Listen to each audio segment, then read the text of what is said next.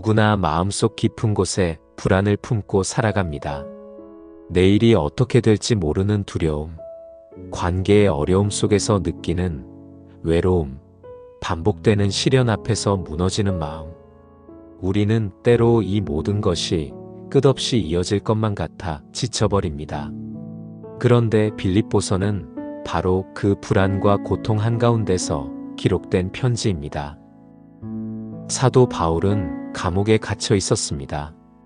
자유를 빼앗긴 채 내일 어떻게 될지 모르는 불확실한 상황 속에서도 그는 기쁨에 대해 말합니다. 빌립보서 1장 4절에서 바울은 이렇게 전합니다. 내가 너희 무리를 위하여 간구할 때마다 기쁨으로 항상 간구함은 너희가 첫날부터 이제까지 복음을 위한 일에 참여하고 있기 때문이라. 바울의 기쁨은 상황이 좋아서가 아니었습니다. 감옥이라는 최악의 환경 속에서도 그는 하나님의 선하심과 복음의 능력을 믿었기에 기뻐할 수 있었습니다. 이것이 빌립보서가 우리에게 전하는 첫 번째 메시지입니다. 기쁨은 환경에 달려있지 않습니다. 기쁨은 누구와 함께 하느냐에 달려 있습니다. 바울은 빌립보 교회 성도들에게 깊은 애정을 가지고 있었습니다. 그들은 바울이 복음을 전할 때 함께 수고했고, 바울이 어려움에 처했을 때 물질적으로 도왔으며 끝까지 그와 동역했던 사람들입니다. 바울은 그들을 생각할 때마다 감사했고, 그들을 위해 기도할 때마다 기쁨이 넘쳤습니다. 빌립보서 1장 6절에서 바울은 확신에 찬 목소리로 말합니다. 너희 안에서 착한 일을 시작하신 이가 그리스도 예수의 날까지 이루실 줄을 우리는 확신하노라. 이 말씀은 단순한 격려가 아닙니다. 하나님께서 우리 안에 시작하신 일은 반드시 완성하신다는 약속입니다.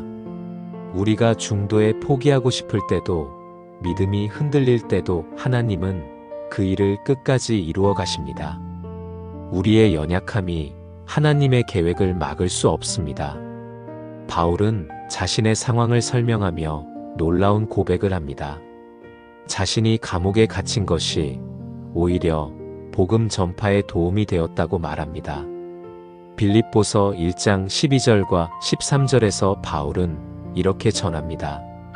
형제들아, 내가 당한 일이 도리어 복음 전파의 진전이 된 줄을 너희가 알기를 원하노라. 이러므로 나의 매임이 그리스도 안에서 온 시위대 안과 그 밖의 모든 사람에게 나타났으니. 감옥은 누구에게나 절망의 장소입니다. 그러나 바울에게 감옥은 복음을 전할 수 있는 새로운 기회였습니다. 감옥을 지키는 군인들이 복음을 듣게 되었고, 바울의 담대함을 본 다른 형제들이 더욱 용기를 내어 복음을 전하게 되었습니다. 이것은 우리에게 중요한 진리를 가르쳐 줍니다. 하나님은 우리의 고난까지도 사용하셔서 더 큰 선을 이루십니다. 우리가 보기에 막다른 길 같은 상황도 하나님께는 새로운 문을 여는 통로가 됩니다. 바울은 심지어 자신을 시기하며 복음을 전하는 사람들까지도 기뻐합니다. 어떤 이들은 순수한 동기로 복음을 전했지만, 어떤 이들은 바울을 괴롭히려는 의도로 복음을 전했습니다. 그런데도 바울은 말합니다. 그러면 무엇이냐? 거칠애로 하나 참으로 하나 무슨 방법으로 하든지 전파되는 것은 그리스도니, 이로써 내가 기뻐하고 또한 기뻐하리라. 바울의 관심은 자기 자신이 아니라 그리스도였습니다. 자신이 인정받는 것보다 그리스도가 전파되는 것이 더 중요했습니다. 이것이 진정한 복음의 일꾼입니다. 자기를 내려놓고 오직 주님만을 높이는 사람. 그리고 바울은 삶과 죽음에 대해 깊은 고백을 합니다. 빌립보서 1장 21절에서 그는 이렇게 말합니다. 이는 내게 사는 것이 그리스도니 죽는 것도 유익함이라. 이 한 구절은 빌립보서 전체를 관통하는 핵심입니다. 바울에게 삶의 목적은 그리스도였습니다. 먹고 마시고 성공하고 인정받는 것이 삶의 목표가 아니었습니다. 오직 그리스도를 알고 그분을 닮아가며 그분을 전하는 것이 그의 전부였습니다. 그렇기에 죽음조차도 두렵지 않았습니다. 죽으면 그리스도와 함께 있게 되니 그것이 훨씬 더 좋은 일이었기 때문입니다. 그러나 바울은 자신이 살아있는 것이 빌립보 성도들에게 더 유익하다는 것을 알았습니다. 그래서 그는 계속 살기를 원했습니다. 자기 자신을 위해서가 아니라 다른 이들을 섬기기 위해서였습니다. 이것이 그리스도인의 삶입니다. 자신을 위해 사는 것이 아니라 그리스도를 위해 그리고 다른 이들을 위해 사는 것입니다. 바울은 빌립보 성도들에게 권면합니다. 오직 너희는 그리스도의 복음에 합당하게 생활하라고 말합니다. 복음에 합당한 삶이란 무엇일까요? 그것은 한마음 한뜻으로 복음의 신앙을 위하여 함께 힘쓰는 것입니다. 혼자가 아니라 함께, 경쟁이 아니라 협력, 분열이 아니라 연합입니다. 빌립보서 1장 27절과 28절에서 바울은 이렇게 말합니다. 오직 너희는 그리스도의 복음에 합당하게 생활하라. 이는 내가 너희에게 가보나 떠나 있으나 너희가 한 마음으로 서서 한 뜻으로 복음의 신앙을 위하여 협력하는 것과 무슨 일에든지 대적하는 자들로 말미암아 두려워하지 아니하는 것을 듣고자 함이라. 복음 안에서 하나 되는 것, 이것이 세상을 이기는 힘입니다. 우리가 서로 사랑하고 격려하며 함께 나아갈 때 어떤 대적도 우리를 흔들 수 없습니다. 그리고 바울은 고난도 은혜라고 말합니다. 그리스도를 믿을 뿐 아니라 그를 위하여 고난도 받게 하셨다고 전합니다. 고난은 저주가 아닙니다. 고난은 우리를 그리스도와 더 깊이 연합하게 하는 통로입니다. 다음은 빌립보서에서 바울이 전하는 그리스도의 마음과 낮아짐의 본질에 대해 이야기 나누겠습니다. 사람은 본능적으로 높아지기를 원합니다. 인정받고 싶고 존중받고 싶으며 남보다 나은 위치에 서고 싶어 합니다. 이것은 인간의 자연스러운 욕구입니다. 그러나 빌립보서 2장은 전혀 다른 방향을 제시합니다. 진정한 위대함은 낮아지는 데 있다고 말합니다. 바울은 빌립보 성도들에게 간곡히 권면합니다. 빌립보서 2장 1절부터 4절까지에서 바울은 이렇게 전합니다. 그러므로 그리스도 안에 무슨 권면이나 사랑의 무슨 위로나 성령의 무슨 교제나 긍휼이나 자비가 있거든 마음을 같이하여 같은 사랑을 가지고 뜻을 합하며 한 마음을 품어 아무 일에든지 다툼이나 허영으로 하지 말고 오직 겸손한 마음으로 각각 자기보다 남을 낮게 여기고 각각 자기 일을 돌볼 뿐더러 또한 각각 다른 사람들의 일을 돌보아 나의 기쁨을 충만하게 하라. 이 말씀은 단순한 도덕적 교훈이 아닙니다. 이것은 그리스도의 복음이 우리 안에서 어떻게 구체적으로 나타나야 하는지를 보여주는 핵심입니다.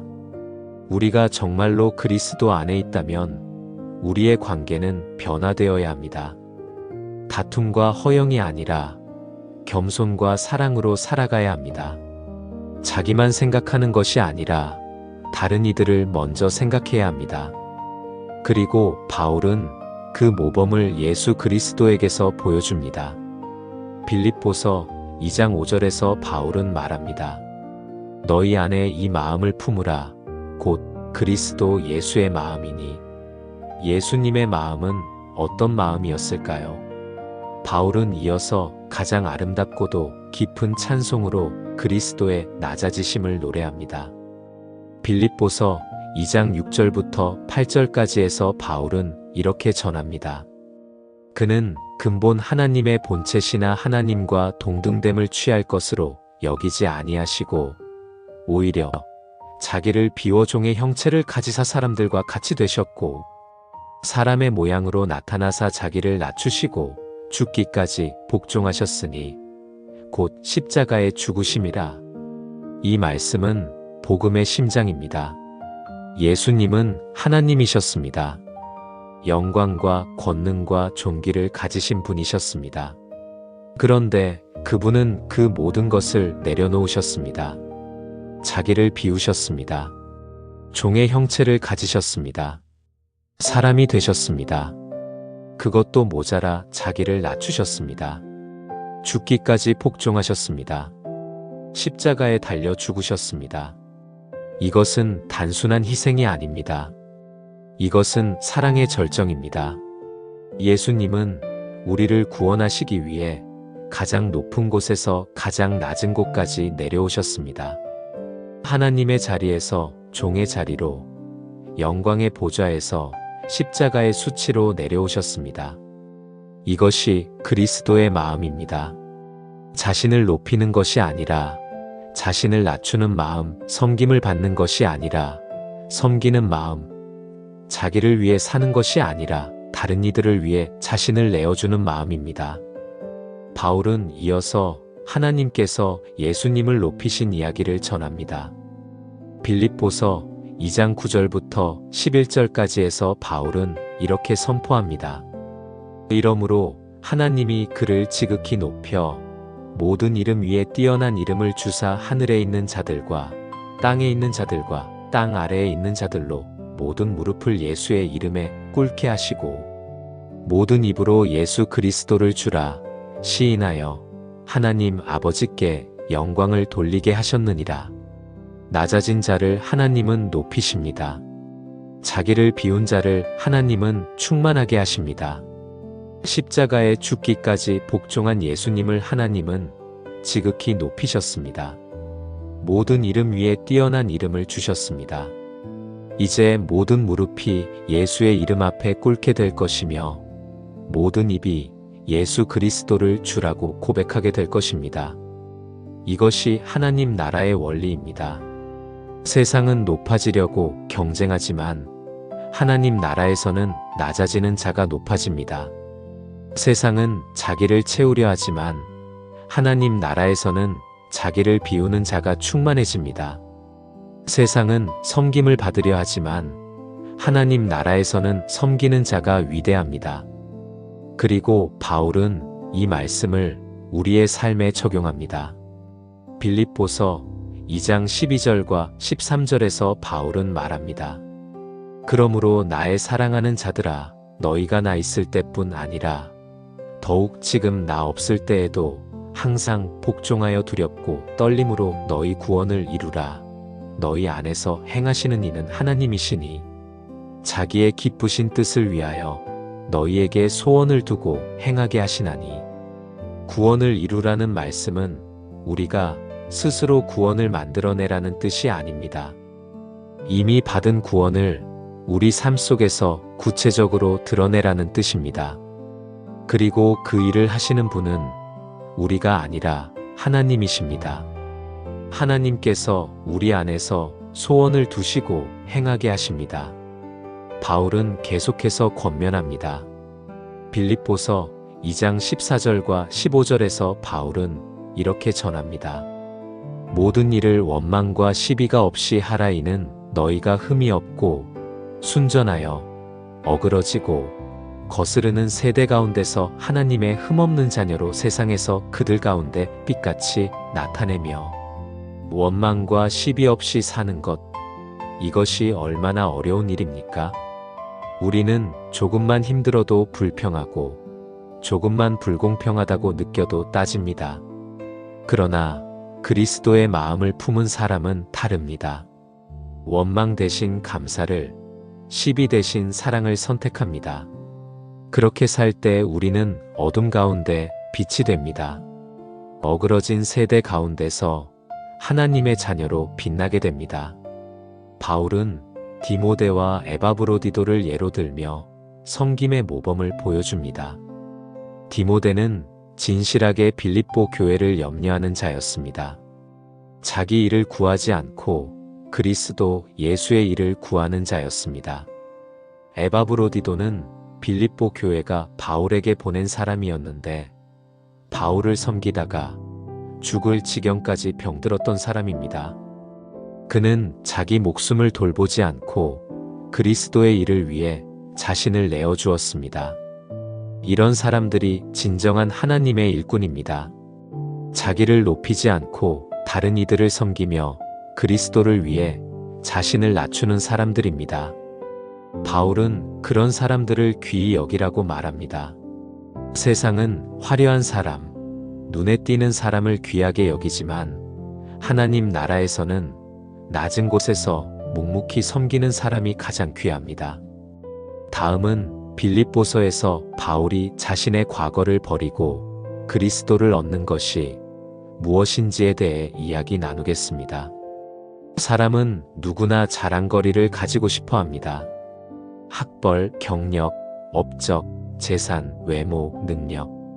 우리는 이런 것들로 자신의 가치를 증명하려 합니다. 그런데 빌립보서 3장에서 바울은 놀라운 고백을 합니다. 자신이 가진 모든 자랑거리를 배설물처럼 여긴다고 말합니다.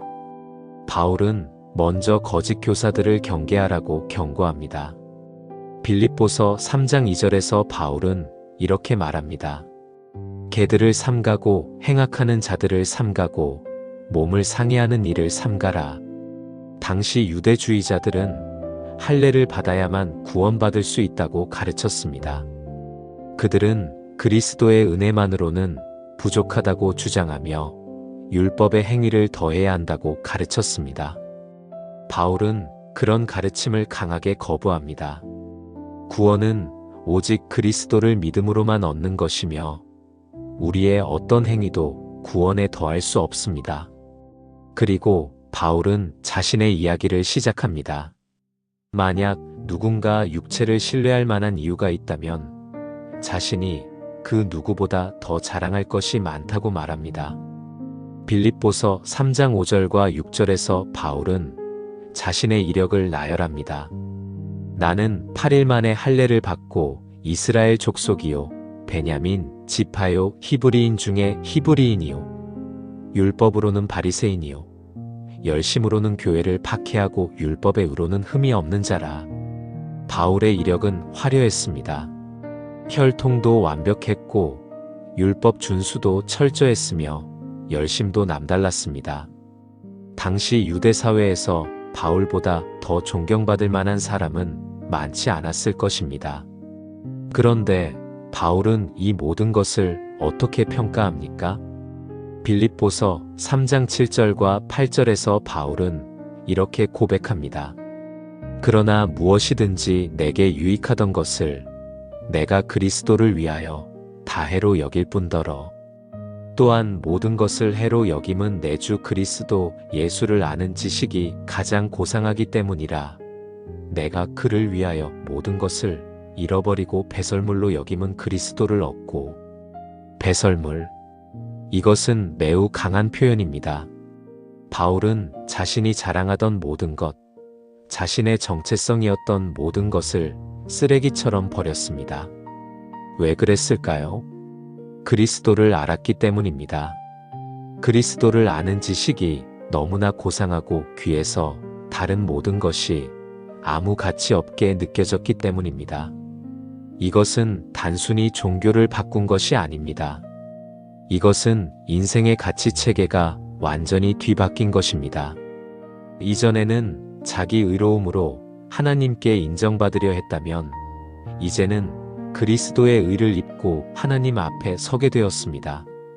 이전에는 자기 노력으로 구원을 얻으려 했다면 이제는 믿음으로 은혜를 받게 되었습니다. 빌립보서 3장 9절에서 바울은 말합니다. 그 안에서 발견되려 함이니 내가 가진 의는 율법에서 난 것이 아니요 오직 그리스도를 믿음으로 말미암은 것이니 곧 믿음으로 하나님께로부터 난 의라. 우리는 스스로 의로워질 수 없습니다. 아무리 노력해도 아무리 선하게 살아도 우리 안에는 죄가 있고 부족함이 있습니다. 그러나 그리스도를 믿을 때 하나님께서는 그리스도의 의를 우리에게 입혀주십니다. 이것이 복음입니다. 바울은 계속해서 자신의 갈망을 고백합니다. 빌립보서 3장 10절과 11절에서 바울은 이렇게 말합니다. 내가 그리스도와 그 부활의 권능과 그 고난에 참여함을 알고자 하여 그의 죽으심을 본받아 어떻게 해서든지 죽은 자 가운데서 부활에 이르려 하노니. 바울의 목표는 명확했습니다. 그리스도를 아는 것, 그분의 부활의 권능을 경험하는 것, 그분의 고난에 동참하는 것, 그분의 죽으심을 본받는 것이었습니다.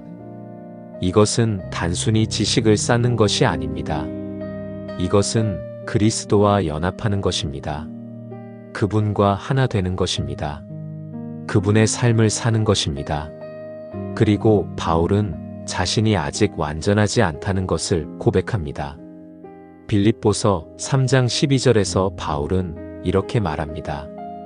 내가 이미 얻었다 함도 아니요 온전히 이루었다 함도 아니라 오직 내가 그리스도 예수께 잡힌 바 된 그것을 잡으려고 달려가노라. 바울은 겸손했습니다. 자신이 이미 도달했다고 자만하지 않았습니다. 오히려 아직 가야 할 길이 있다는 것을 알았습니다. 그래서 그는 계속 달려갔습니다. 뒤에 있는 것은 잊어버리고 앞에 있는 것을 잡으려고 표대를 향하여 그리스도 예수 안에서 하나님이 위에서 부르신 부름의 상을 위하여 달려갔습니다. 신앙생활은 멈춤이 아닙니다. 신앙생활은 계속되는 여정입니다. 어제보다 오늘 더 그리스도를 닮아가는 것, 오늘보다 내일 더 그분을 아는 것, 이것이 우리의 목표입니다. 바울은 자신을 본받으라고 권면합니다. 빌립보서 3장 17절에서 바울은 이렇게 말합니다. 형제들아 너희는 함께 나를 본받으라. 또한 너희가 우리를 본받은 것처럼 그와 같이 행하는 자들을 눈여겨보라. 이것은 교만이 아닙니다. 바울은 자신이 완벽하다고 말하지 않았습니다. 다만 자신이 그리스도를 따라가는 모습을 보고 함께 그 길을 가자고 권면한 것입니다. 우리에게도 그런 본이 필요합니다. 믿음의 선배들, 그리스도를 따라 살아가는 사람들을 보며 우리도 그 길을 걸어가야 합니다. 반면에 바울은 경고합니다. 빌립보서 3장 18절과 19절에서 바울은 눈물로 말합니다. 내가 여러 번 너희에게 말하였거니와 이제도 눈물을 흘리며 말하노니 여러 사람들이 그리스도의 십자가의 원수로 행하느니라. 그들의 마침은 멸망이요 그들의 신은 배요 그 영광은 그들의 부끄러움에 있고 땅의 일을 생각하는 자라. 십자가의 원수란 누구입니까? 겉으로는 신앙인처럼 보이지만 실제로는 자기 욕심을 따라 사는 사람들입니다. 배를 신으로 삼고 세상의 것을 추구하며 부끄러운 일을 영광으로 여기는 사람들입니다. 바울은 그들을 눈물로 경고합니다. 그리고 바울은 우리의 진정한 시민권이 어디에 있는지 선포합니다. 빌립보서 3장 20절과 21절에서 바울은 이렇게 전합니다. 그러나 우리의 시민권은 하늘에 있는지라 거기로부터 구원하는 자 곧 주 예수 그리스도를 기다리노니 그는 만물을 자기에게 복종하게 하실 수 있는 자의 역사로 우리의 낮은 몸을 자기 영광의 몸의 형체와 같이 변하게 하시리라. 우리는 이 땅에 살지만 이 땅이 우리의 최종 목적지가 아닙니다. 우리의 진정한 시민권은 하늘에 있습니다. 우리는 나그네여 순례자입니다. 그래서 우리는 이 땅의 것에 집착하지 않습니다. 우리는 하늘로부터 오실 구원자 예수 그리스도를 기다립니다. 그분이 오실 때 우리의 낮은 몸이 변화될 것입니다. 연약하고 부패할 이 몸이 영광의 몸으로 변화될 것입니다. 이것이 우리의 소망입니다. 이것이 우리가 달려가는 이유입니다. 그러므로 우리는 세상의 것을 배설물처럼 버리고 그리스도를 얻습니다. 우리 자신의 의를 내려놓고 그리스도의 의를 입습니다. 뒤에 있는 것은 잊어버리고 앞에 있는 것을 향해 달려갑니다. 이 땅의 것에 마음을 두지 않고 하늘의 것을 사모합니다. 이것이 그리스도인의 삶입니다. 이것이 바울이 우리에게 보여준 믿음의 길입니다. 다음은 빌립보서에서 바울이 전하는 기쁨의 비결과 모든 상황 가운데서 감사하는 삶에 대해 이야기 나누겠습니다. 우리는 조건이 좋을 때만 기뻐합니다. 건강할 때, 관계가 좋을 때, 경제적으로 여유로울 때 우리는 감사하고 기뻐합니다. 그러나 조건이 나빠지면 금방 불평하고 낙심합니다. 그런데 빌립보서 4장은 전혀 다른 기쁨을 보여줍니다. 상황과 상관없이 항상 기뻐하는 기쁨, 어떤 환경에서도 흔들리지 않는 평안을 말합니다. 바울은 빌립보서 4장 1절에서 이렇게 외칩니다. 그러므로 나의 사랑하고 사모하는 형제들, 나의 기쁨이요, 면류관인 사랑하는 자들아, 이와 같이 주 안에 서라. 바울에게 빌립보 성도들은 단순한 교인이 아니었습니다. 그들은 바울의 기쁨이었고 면류관이었습니다. 바울이 복음을 전하고 수고한 결실이 바로 그들이었습니다. 바울은 그들을 진심으로 사랑했고 그들이 주 안에 굳건히 서기를 간절히 원했습니다. 주 안에 선다는 것은 무엇입니까? 그것은 세상의 흔들림에 휘둘리지 않고 그리스도 안에서 안정을 찾는 것입니다. 환경이 변해도 사람이 변해도 그리스도 안에서 변하지 않는 기쁨과 평안을 누리는 것입니다. 바울은 교회 안의 두 여인 유오디아와 순두계에게 권면합니다. 빌립보서 4장 2절에서 바울은 말합니다. 내가 유오디아를 권하고 순두계를 권하노니 주 안에서 같은 마음을 품으라. 교회 안에 불화가 있었던 것 같습니다. 두 사람 사이에 어떤 갈등이 있었는지는 알 수 없지만 바울은 그들에게 같은 마음을 품으라고 권면합니다. 주 안에서 하나 되라고 말합니다. 교회의 연합은 중요합니다. 우리가 서로 다투고 분열하면 복음의 증거가 무너집니다. 그러나 우리가 주 안에서 하나 될 때 세상은 우리를 통해 그리스도의 사랑을 봅니다. 바울은 다른 동역자들에게도 부탁합니다.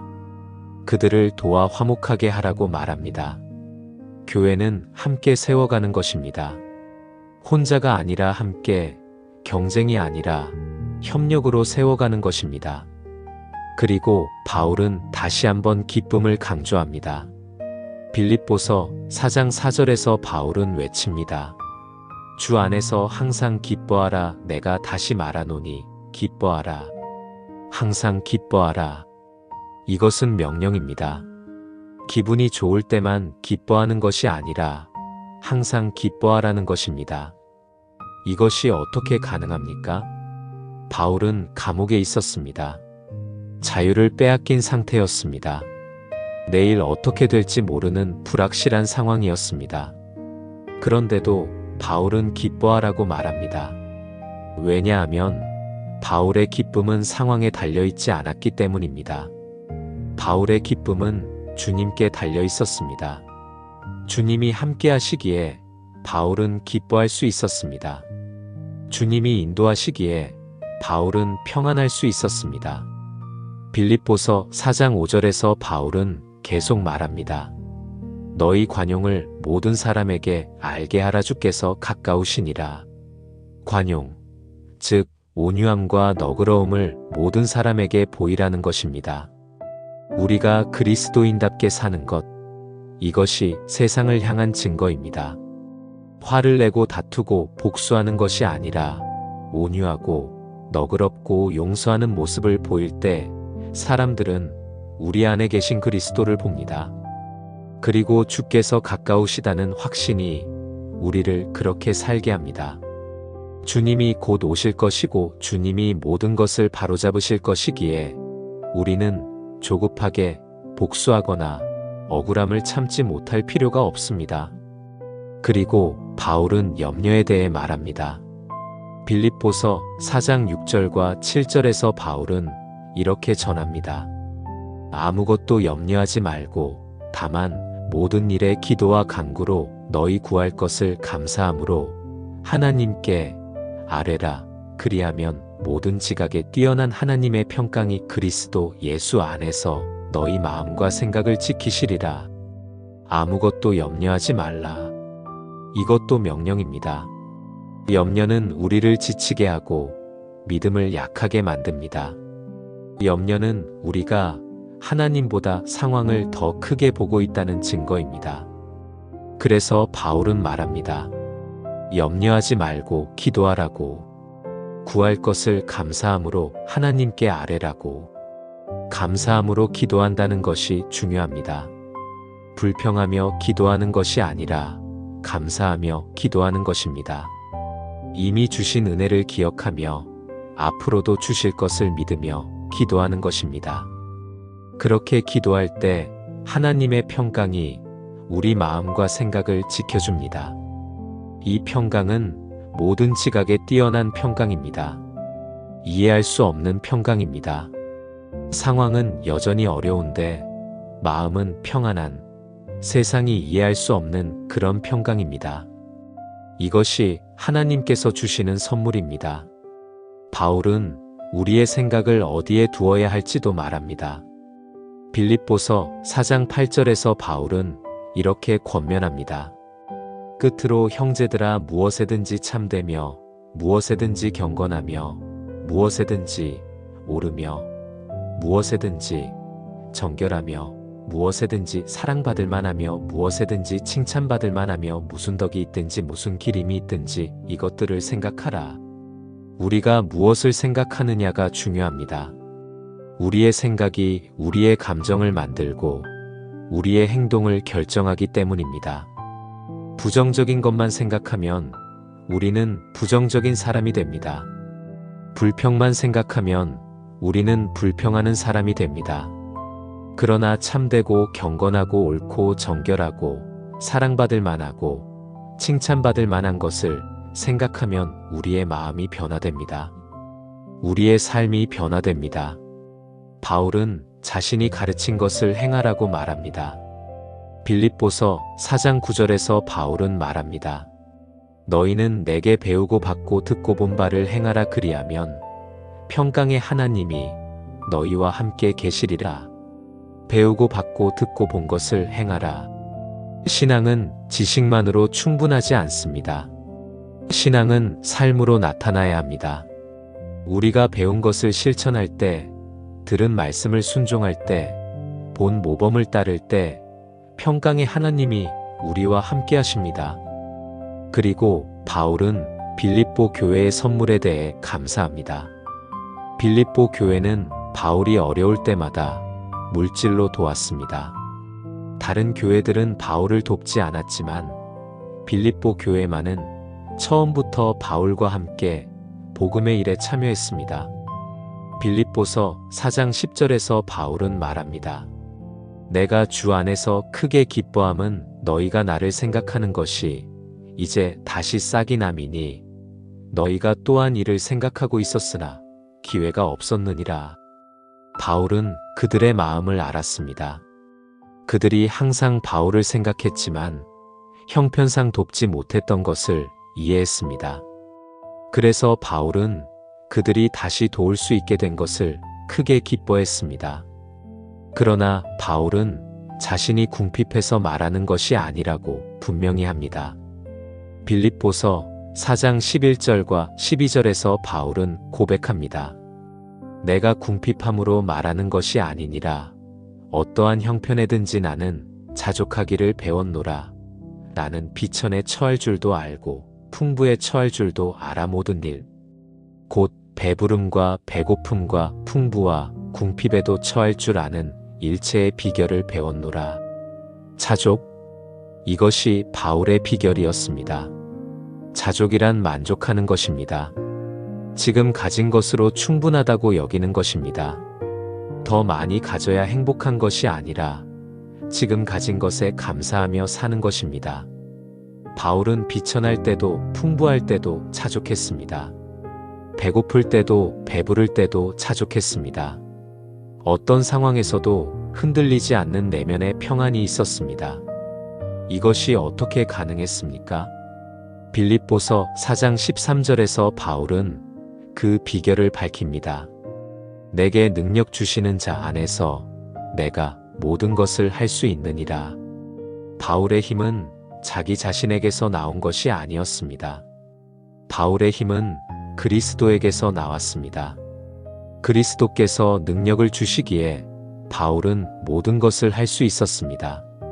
어려움도 견딜 수 있고 풍요도 감당할 수 있었습니다. 우리도 마찬가지입니다. 우리 자신의 힘으로는 할 수 없습니다. 그러나 우리에게 능력 주시는 그리스도 안에서 우리는 모든 것을 할 수 있습니다. 바울은 빌립보 교회의 선물을 하나님께서 기뻐 받으시는 재물이라고 말합니다. 빌립보서 4장 18절에서 바울은 이렇게 전합니다. 내게는 모든 것이 있고 또 풍부한지라 에바브로디도 편에 너희가 준 것을 받음으로 내가 풍족하니 이는 받으실 만한 향기로운 재물이요 하나님을 기쁘시게 한 것이라. 그들이 바울에게 보낸 선물은 단순한 물질이 아니었습니다. 그것은 하나님께 드린 재물이었습니다. 향기로운 재물이었습니다. 하나님을 기쁘시게 한 것이었습니다. 우리가 다른 이들을 섬기고 돕는 것, 그것은 하나님께 드리는 예배입니다. 그리고 바울은 약속합니다. 빌립보서 4장 19절에서 바울은 선포합니다. 나의 하나님이 그리스도 예수 안에서 영광 가운데 그 풍성한 대로 너희 모든 쓸 것을 채우시리라. 우리가 하나님의 일을 위해 드릴 때 하나님께서 우리의 필요를 채워주십니다. 그것도 풍성하게 채워주십니다. 이것이 하나님 나라의 원리입니다. 주는 자가 받고 섬기는 자가 높아지며 심는 자가 거둡니다. 다음은 지금까지 나눈 빌립보서 전체의 핵심을 정리하며 그 말씀들이 오늘 우리의 삶에 어떤 결론과 사명을 남기는지에 대해 이야기 나누겠습니다. 만약 누군가 나에게 어떻게 하면 항상 기뻐할 수 있느냐고 물었을 때 나는 무엇이라고 대답할 수 있을까요? 상황이 좋아야 기뻐할 수 있다고 말할까요? 아니면 문제가 없어야 평안할 수 있다고 말할까요? 빌립보서는 그 질문에 전혀 다른 답을 제시합니다. 기쁨은 상황이 아니라 관계에서 나온다고 말합니다. 그리스도와의 관계가 깊어질 때 우리는 어떤 환경에서도 기뻐할 수 있습니다. 빌립보서를 하나의 이야기로 되짚어보면 다음과 같은 핵심 진리들이 드러납니다. 첫째, 기쁨은 선택입니다. 바울은 감옥에 있었지만 기뻐했습니다. 그의 기쁨은 환경에서 나온 것이 아니라 그리스도 안에 있음에서 나왔습니다. 빌립보서 1장에서 바울은 자신의 매임이 오히려 복음 전파에 도움이 되었다고 말했습니다. 그는 상황을 하나님의 관점에서 바라보았기에 기뻐할 수 있었습니다. 우리도 마찬가지입니다. 우리가 어떤 관점으로 상황을 바라보느냐가 우리의 감정을 결정합니다. 하나님의 선하심을 믿고 하나님의 계획을 신뢰할 때 우리는 어려움 가운데서도 기쁨을 선택할 수 있습니다. 둘째, 낮아짐이 높아지는 길입니다. 빌립보서 2장에서 바울은 그리스도의 낮아지심을 노래했습니다. 예수님은 하나님이셨지만 자기를 비우시고 종의 형체를 가지시고 십자가에 죽기까지 복종하셨습니다. 그리고 하나님께서는 그를 지극히 높이셨습니다. 이것이 하나님 나라의 원리입니다. 자기를 높이는 자는 낮아지고 자기를 낮추는 자는 높아집니다. 우리가 그리스도의 마음을 품고 서로를 섬기며 겸손히 살아갈 때 하나님께서 우리를 높이십니다. 셋째, 과거는 놓아두고 앞을 향해 달려가야 합니다. 빌립보서 3장에서 바울은 자신의 화려한 과거를 배설물처럼 여겼습니다. 그리고 뒤에 있는 것은 잊어버리고 앞에 있는 표대를 향해 달려갔습니다. 우리도 과거에 머물러서는 안 됩니다. 과거의 성공에 도취되어서도 안 되고, 과거의 실패에 얽매여서도 안 됩니다. 과거는 놓아두고 그리스도를 향해 앞으로 나아가야 합니다. 어제보다 오늘 더 그리스도를 닮아가는 것, 이것이 우리의 목표입니다. 넷째, 염려 대신 기도를 선택해야 합니다. 빌립보서 4장에서 바울은 아무것도 염려하지 말고 모든 것을 기도로 하나님께 아뢰라고 했습니다. 염려는 우리를 지치게 하지만 기도는 우리를 강하게 합니다. 염려는 문제를 크게 보지만 기도는 하나님을 크게 봅니다. 우리가 염려를 내려놓고 기도로 나아갈 때 하나님의 평강이 우리 마음과 생각을 지켜줍니다. 다섯째, 자족이 진정한 풍요입니다. 바울은 어떤 형편에든지 자족하기를 배웠다고 고백했습니다. 자족은 많이 가진 것이 아니라 만족하는 것입니다. 세상은 더 많이 가져야 행복하다고 말하지만 성경은 자족하는 자가 진정으로 부유하다고 말합니다. 우리에게 능력 주시는 그리스도 안에서 우리는 모든 것을 할 수 있고 모든 것에 만족할 수 있습니다. 여섯째, 함께함이 힘입니다. 빌립보서 전체에 흐르는 주제 중 하나는 동역과 교제입니다. 바울은 빌립보 교회를 복음의 일에 함께 참여하는 동역자로 여겼습니다. 그들은 바울을 물질로 도왔고 바울은 그들을 위해 기도했습니다. 신앙은 혼자 가는 길이 아닙니다. 우리는 함께 걸어가야 합니다. 서로 격려하고 위로하며 함께 복음을 위해 수고할 때 우리는 더 강해집니다. 일곱째, 그리스도가 우리 삶의 전부여야 합니다. 빌립보서 1장 21절에서 바울은 말했습니다. 내게 사는 것이 그리스도니 죽는 것도 유익함이라. 이것이 바울의 고백이었고 이것이 모든 그리스도인의 고백이어야 합니다. 그리스도가 우리 삶의 중심이 될 때 다른 모든 것이 제자리를 찾습니다. 그리스도를 위해 살 때 우리의 삶은 의미를 얻습니다.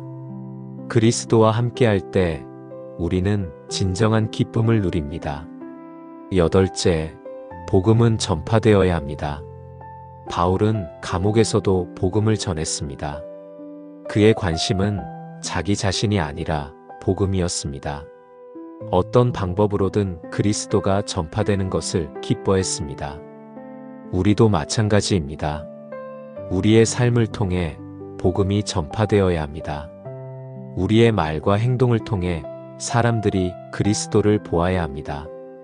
우리가 어디에 있든 무엇을 하든 복음을 전하는 것이 우리의 사명입니다. 아홉째, 우리의 시민권은 하늘에 있습니다. 빌립보서 3장에서 바울은 우리의 시민권이 하늘에 있다고 선포했습니다. 우리는 이 땅에 살지만 이 땅이 우리의 최종 목적지가 아닙니다. 우리는 나그네여 순례자입니다. 우리는 하늘로부터 오실 구원자 예수 그리스도를 기다립니다. 이 소망이 우리를 이 땅의 것에 집착하지 않게 하고 영원한 것을 추구하게 합니다. 열째, 하나님의 능력이 우리를 강하게 합니다. 바울은 자기 힘으로 모든 것을 한 것이 아니었습니다. 그에게 능력 주시는 그리스도 안에서 모든 것을 할 수 있었습니다. 우리도 마찬가지입니다. 우리 자신의 힘으로는 부족합니다. 그러나 우리 안에 거하시는 그리스도의 능력으로 우리는 모든 것을 이겨낼 수 있습니다. 연약함 속에서도 강해질 수 있고 두려움 속에서도 담대해질 수 있습니다. 우리를 강하게 하시는 분은 우리가 아니라 그리스도이십니다. 빌립보서는 우리에게 질문을 던집니다. 나는 지금 무엇으로 기뻐하고 있는가? 내 기쁨의 근원은 상황인가 아니면 그리스도인가? 나는 높아지기 위해 사는가 아니면 낮아져서 섬기기 위해 사는가?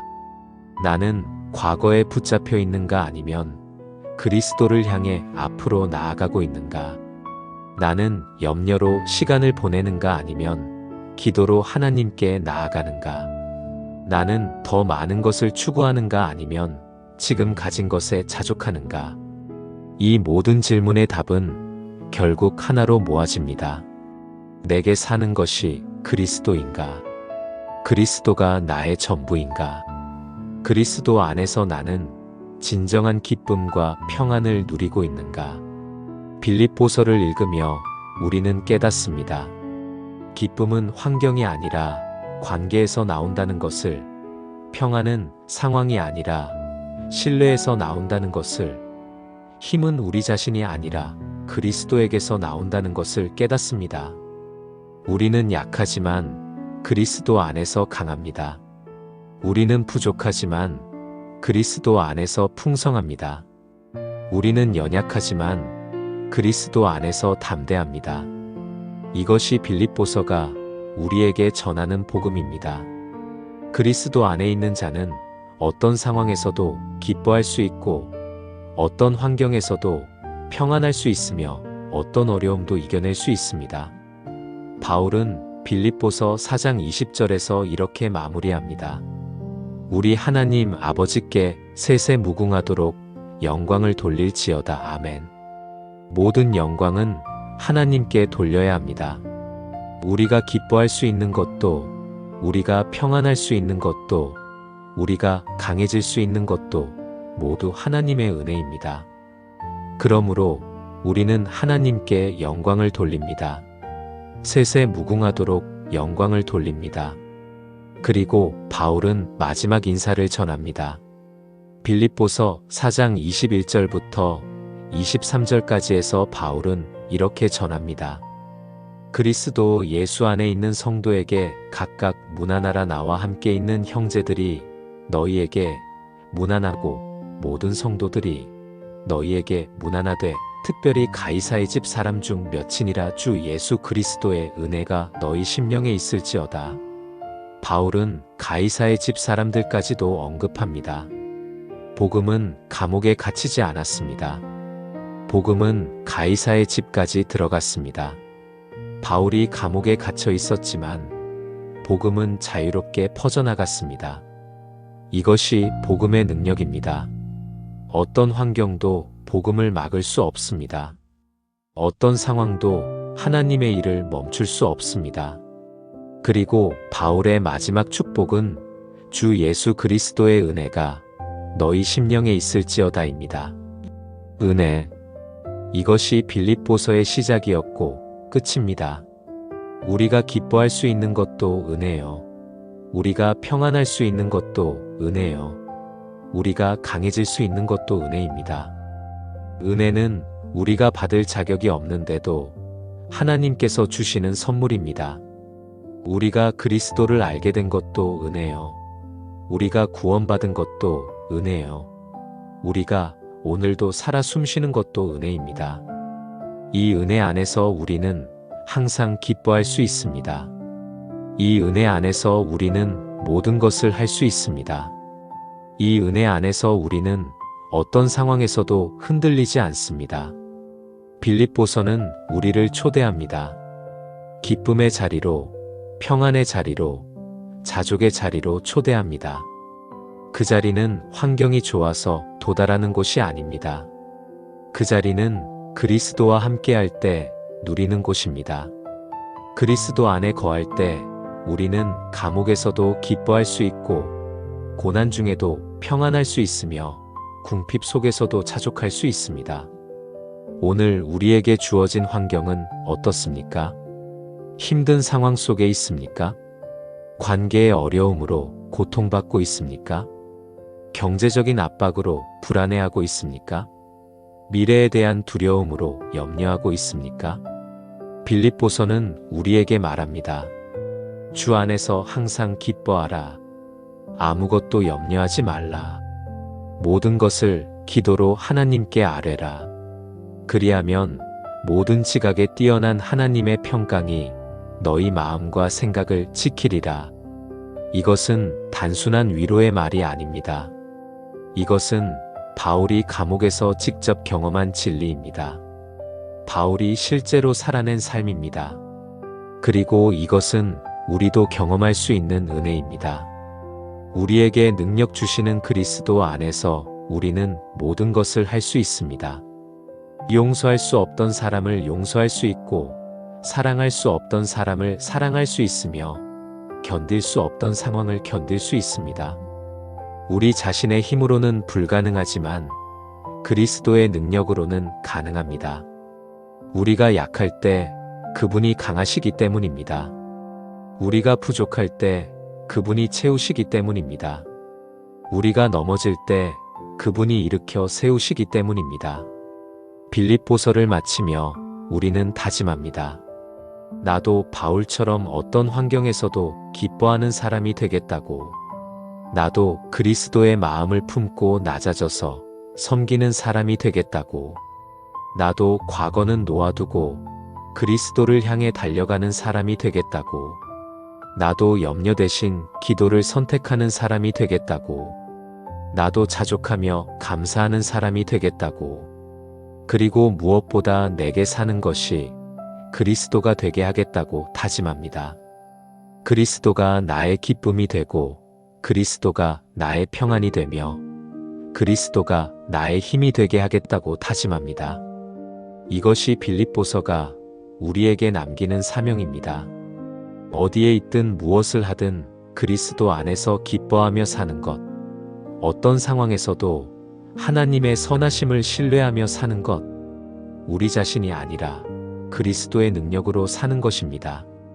주님, 감사합니다.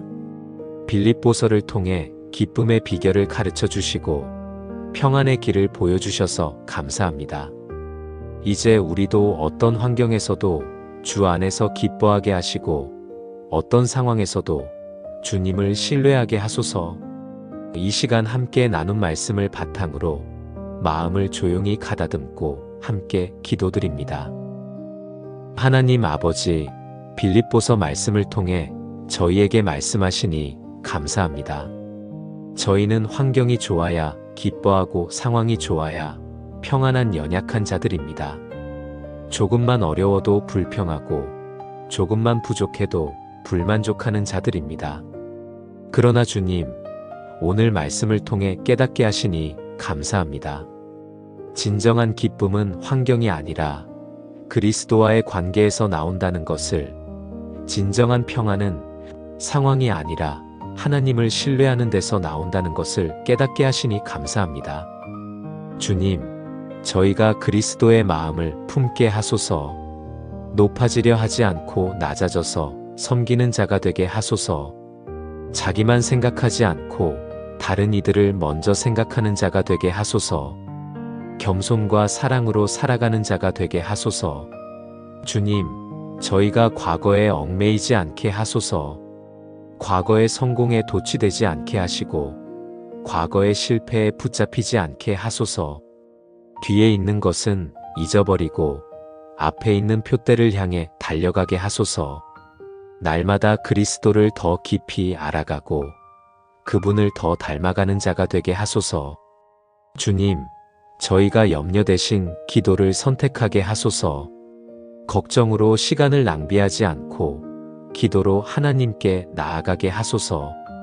감사함으로 구할 것을 아뢰게 하시고 하나님의 평강이 저희 마음과 생각을 지켜주시길 기도합니다. 주님, 저희가 자족하는 법을 배우게 하소서. 더 많은 것을 추구하지 않고 지금 가진 것에 감사하게 하소서.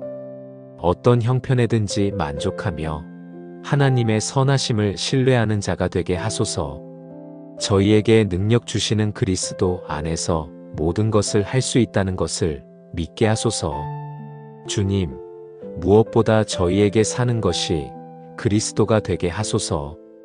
그리스도가 저희 삶의 중심이 되게 하시고 그리스도가 저희의 기쁨과 평안과 힘이 되게 하소서. 저희가 어디에 있든 무엇을 하든 그리스도를 전하는 자가 되게 하시고 저희의 삶을 통해 사람들이 그리스도를 보게 하소서. 주님, 오늘 이 말씀이 저희 안에 깊이 새겨지게 하소서. 단순히 듣고 지나가는 말씀이 아니라 저희 삶을 변화시키는 능력이 되게 하소서. 저희가 날마다 이 말씀을 기억하며 순종하는 자가 되게 하소서. 주님, 지금 이 순간에도 어려움과 고통 가운데 있는 모든 이들을 불쌍히 여겨주소서.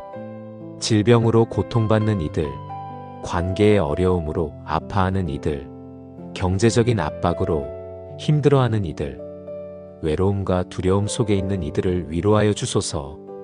그들에게도 주 안에서 기뻐할 수 있는 은혜를 주시고 어떤 상황에서도 평안할 수 있는 믿음을 주소서. 주님, 이 땅의 교회들을 축복하여 주소서. 교회가 세상의 빛과 소금이 되게 하시고 복음을 담대히 전하는 공동체가 되게 하소서.